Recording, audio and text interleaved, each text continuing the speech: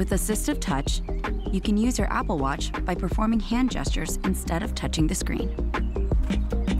This video covers how to turn on Assistive Touch and how to use gestures and quick actions to get things done. You'll need an Apple Watch SE, Apple Watch Series 6 or later, with Watch OS 8 or later. You can turn on Assistive Touch in the accessibility settings on your Apple Watch or on your iPhone with iOS 15 or later. In the Apple Watch app, select Accessibility and then select Assistive Touch.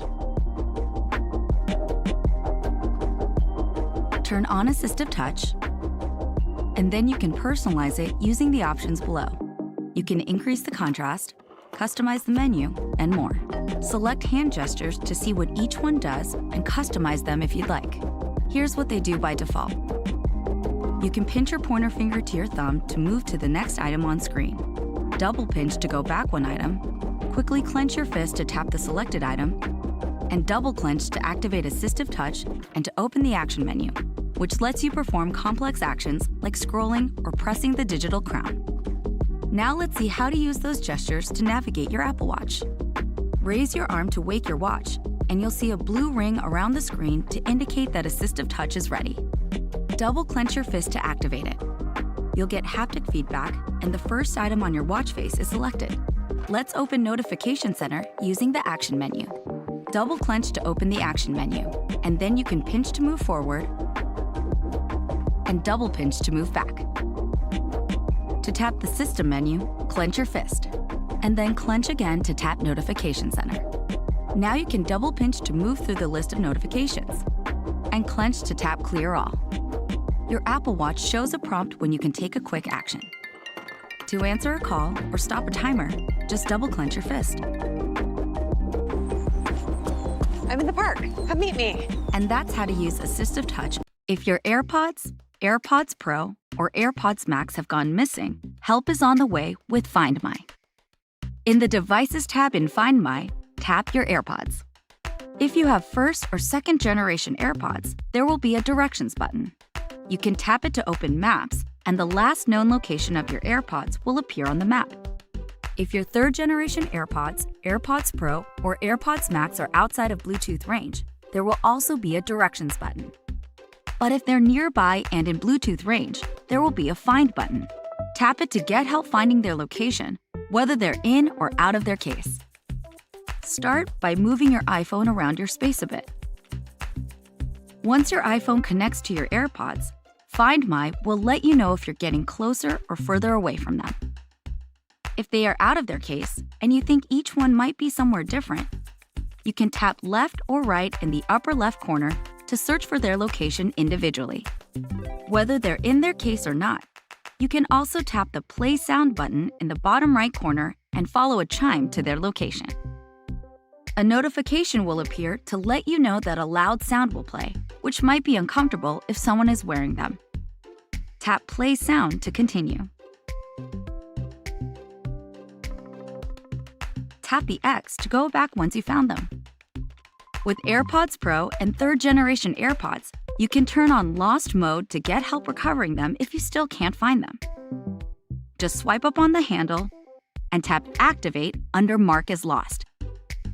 With Lost Mode turned on, you'll receive a notification the next time their location becomes available. They will also stay linked to your Apple ID, so if someone tries to use your AirPods, their location will be displayed. To activate Lost Mode, you can tap Continue and follow the on-screen steps. If you need to remove your AirPods from Find My, tap Remove this device.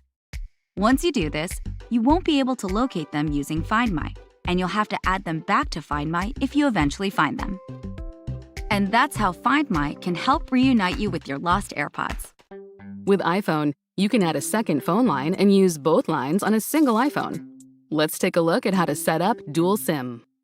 Before setting up Dual SIM on your iPhone, you'll need to transfer an existing line or buy a secondary plan from a wireless carrier. To use Dual SIM with a compatible iPhone, you can use one physical SIM and one eSIM, or two eSIMs with iPhone 13 models.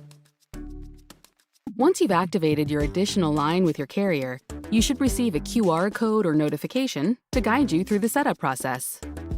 First, Tap Install Cellular Plan at the bottom of your screen.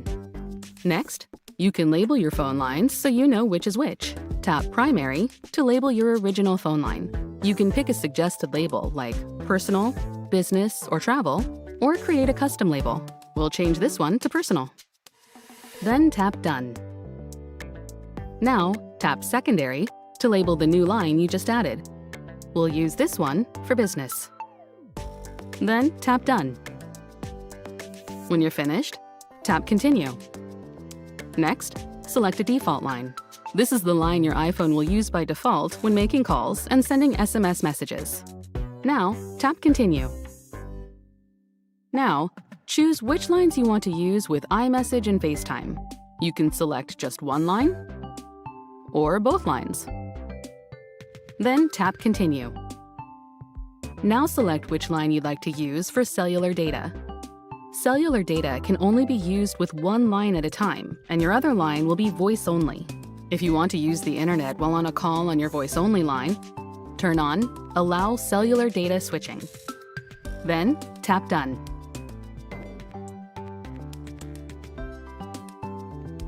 Now let's take a look at how to use Dual SIM. To check the signal strength for your lines, you can take a look at the signal bars in the top right corner of your screen. The top bars show the signal strength for your primary cellular data line, and the bottom ones show the strength for your other line. Need to make a phone call?